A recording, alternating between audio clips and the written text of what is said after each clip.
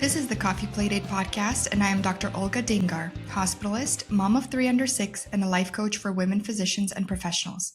On this podcast, I spotlight entrepreneurs and doctorpreneurs who are doing incredible things beyond traditional medicine.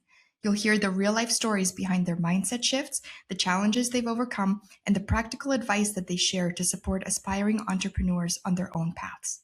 Welcome to the Coffee Plated podcast. I have a very special guest with me today, Dr. Zeel Shah. Hi, Zeel. Hi. Zeel, I want to start off by asking, how do you like your coffee? Hot vanilla latte. Oh, do you have that every morning?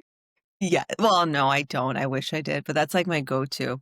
It's so warm and cozy.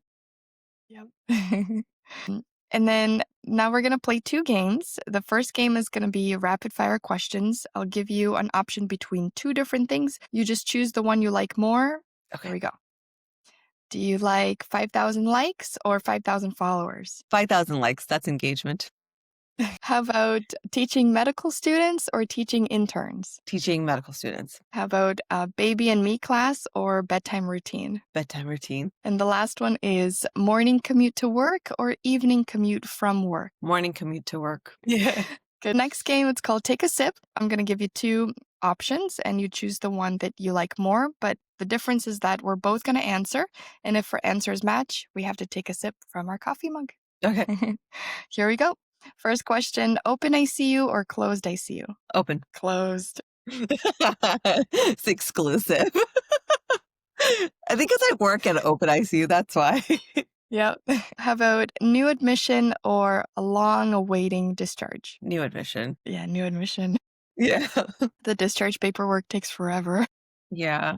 At least it's something interesting. Yeah. Attending grand rounds or presenting at grand rounds? Presenting at grand rounds. Attending grand rounds. Really? Oh, okay. I get a little nervous presenting. I think I just like to hear the sound of my voice. And the last question is hosting a birthday party or hosting a holiday party? Hosting a holiday party. Hosting a Oh birthday my party. gosh. We got one. Oh God. One. This is why we're compatible. There we go. Yeah, Two exactly. halves there. Opposites attract. Exactly.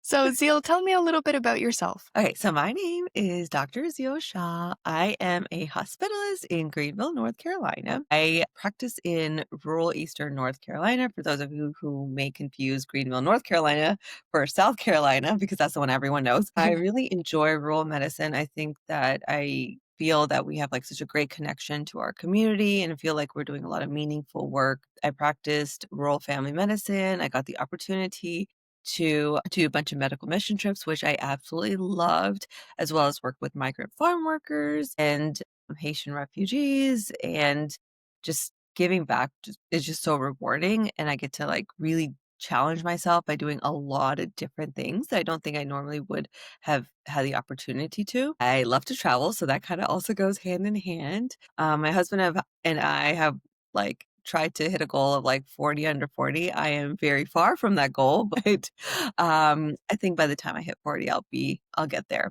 And I have a baby girl, who is now 7 months old, and it is the greatest thing in the entire world. I have so much fun with her, and yeah, I love coffee. That's amazing. Congratulations on your baby girl. Thanks.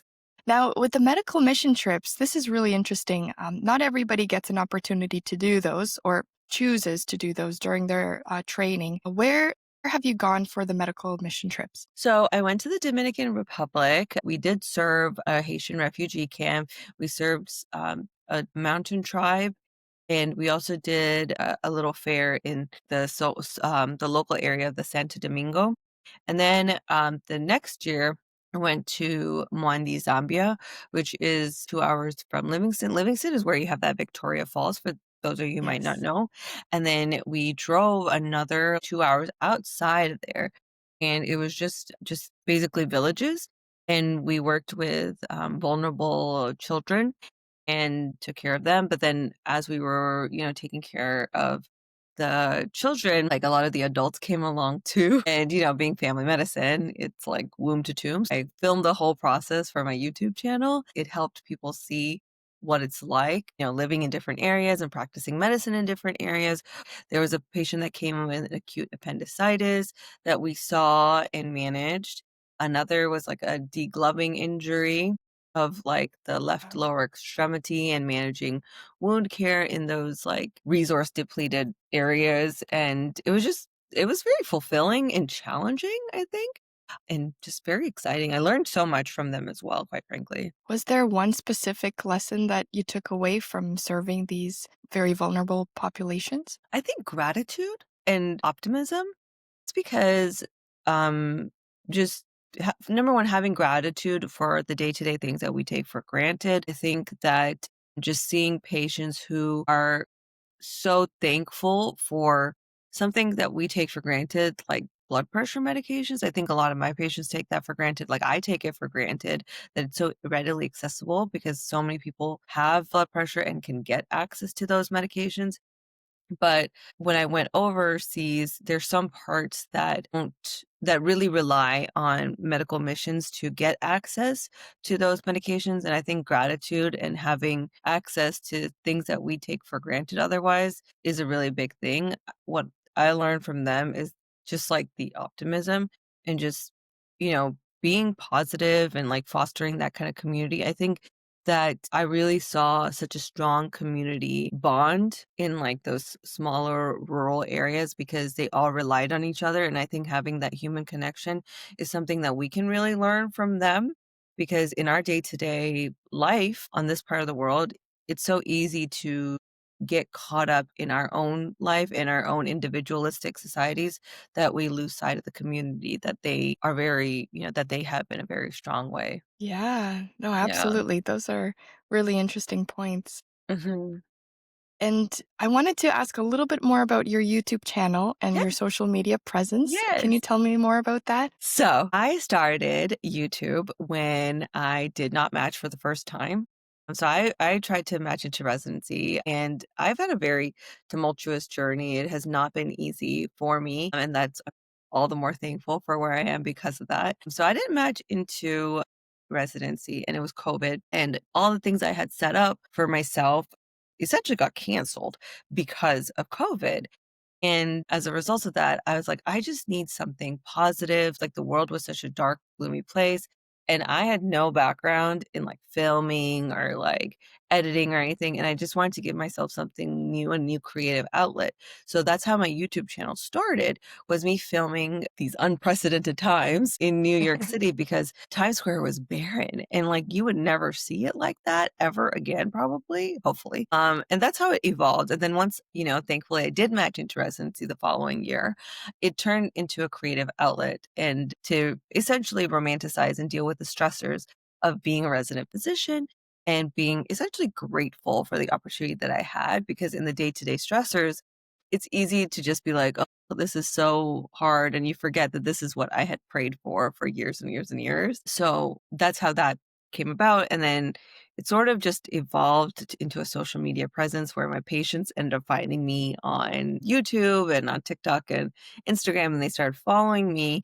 And I think they found me to be relatable. And I think there was something more. I think they just felt a greater connection to me, which allowed us to improve on our rapport. And I felt like they really started trusting me more and actually started listening to what I had to say, which is crazy because, like my practice of medicine didn't change. I just think I became more accessible and relatable outside of clinic hours. So they felt like they knew me better and that fostered that trust. That's really interesting because Yeah. not every patient has their doctor on social media, No. of course. So, how did they find you? Do you just give them your Instagram or YouTube name and then No, I they. never give them anything. But you know what? In Mm. today's day and age, we all look up everybody.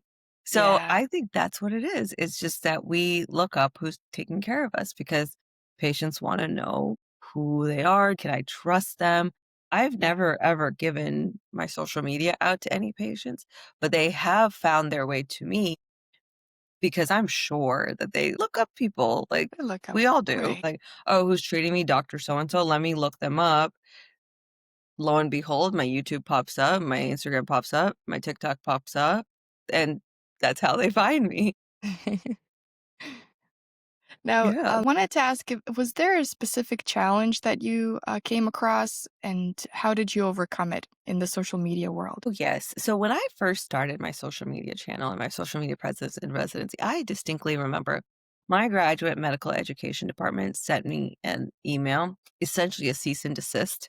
Like, you need to stop posting online. This is extremely unprofessional, et cetera, et cetera, et cetera. So being an intern and like working so hard to match into where I did, I was like scared. Like, I was like, wait, Yeah. what? Like, are you guys going to kick me out of my program? Like, what happened? And I had been very mindful of, like, what I was posting, so I, went to my graduate medical education department, and I went to their office, and I discussed, like, what their concerns are, and then they actually did a thorough review. I think what must have happened is someone took a screenshot of something out of context and sent it to them, but they didn't go through my entire profile or took that piece in context, Right. and then they were like, "Okay, well, just be HIPAA compliant," which I was anyways. Yeah. Fast forward a couple years, they sent out an email to all the other departments, "Oh, it'd be great to have, like, a social media account for your program, et cetera, et cetera."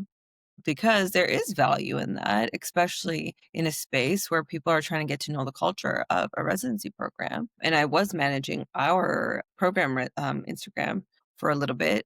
And I think that way people who are applying to our program knew what our culture was like. And that makes a difference because not everyone can afford to travel to all these different places. Not everybody is able to come on site to these rural areas where our sites are located and actually see for themselves. But if they, on my YouTube channel where I have filmed my rotations in the space, you get a feel for what you're walking into without having to spend hundreds of dollars flying to a place. And I think that really helped. Yeah, absolutely. There's so much power to having a voice, Mhm. and on Yeah. social media, on podcasts, whatever outlet you choose.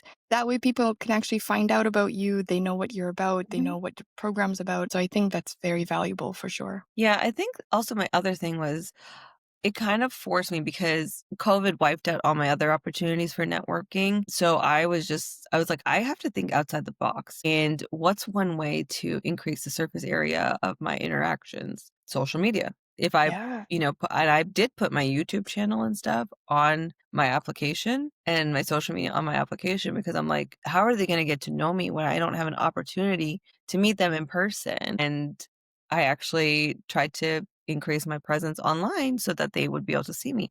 And I do think it kind of worked. Like, but that was like my that's a out of the great box way. idea. Yeah, I was just like, I need to figure out something. I have to manage. They have to get to know me. I can't go into the hospital. COVID eliminated all my opportunities. But the thing is, you have to create your opportunities. You can't wait for them to come to you all the time. Exactly. Now, Yeah. what is one piece of advice that you would give someone who's starting out in a similar space? Hurry up and fail. Just get it over with. You're going to fail. It's going to happen. We're all going to make mistakes. And if you're not, you're probably not doing anything worthwhile. So don't be afraid of it. I think it's so difficult to remember that because I think at some level we're all some degree of perfectionism. But, um, there is a quote, perfect is the enemy of the good, or something like that. Perfect is, do you know what I'm talking about? Yep. Basically, that good is better than perfect. So just do good. Yes, that's right. Thank you. Yeah, like you need to make progress. So you don't need to worry about it being perfect. Just go and do it and just fail forward, which is so, I know it says a lot. It's said a lot, but it's actually very true. For sure. And what is a book recommendation that you have for our listeners today? I just finished this book called The Comfort Crisis. And I really enjoyed it. I thought it was very well, for the most part, I felt that it was very applicable to our life and it was very inspiring. Like I thought it was very well written. So I would really urge people to go read it for sure. Mhm. Thank you so much, Zeel, for being with us today. Thanks for I'm having really me. happy. I'm really happy we got a chance to record this podcast episode, and I hope to have you back in the future. Yes, of course. Cheers. Cheers.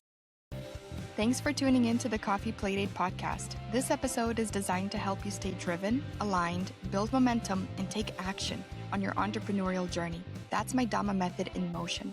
If you enjoyed this conversation, hit subscribe and share it with one other person you think would benefit from it. Remember, you can design your life one intentional step at a time.